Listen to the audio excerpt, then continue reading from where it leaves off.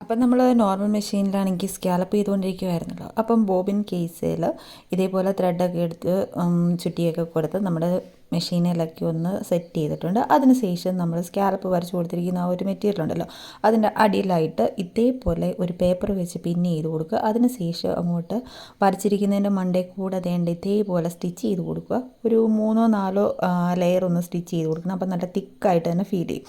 പിന്നെ ഇപ്പം മേൽവശത്ത് നമ്മുടെ മെഷീൻ്റെ മേളിലിട്ടിരിക്കുന്ന നോർമൽ ത്രെഡാണ് വന്നിരിക്കുന്നത്. താഴ്വശത്ത് ബോബിൻ കേസിലാണല്ലോ നമ്മൾ നമ്മുടെ ആങ്കർ ത്രെഡ് ചുറ്റിയേക്കുന്നത്. അതുകൊണ്ട് തന്നെ താഴ്വശത്താണ് നമ്മുടെ ആ ഒരു ഹെവി ആയിട്ട് വരുന്നത്, അതായത് തിക്കായിട്ട് വരുന്ന ആ ഒരു സ്കാലപ്പിൻ്റെ വർക്ക് വരുന്നത്. അങ്ങനെ അത് ഫുള്ളൊന്ന് അടിച്ചെടുക്കണം. അതിന് ശേഷം നമുക്ക് ആ പേപ്പറെല്ലാം ഒന്ന് പീൽ ചെയ്ത് കളയണം. അതിന് ശേഷം വേണം നമുക്കിനി ഇതൊന്നെ ഒന്ന് കട്ട് ചെയ്ത് നമ്മുടെ സ്കാലപ്പിൻ്റെ രൂപത്തിലോട്ടാക്കിയെടുക്കാനായിട്ട്.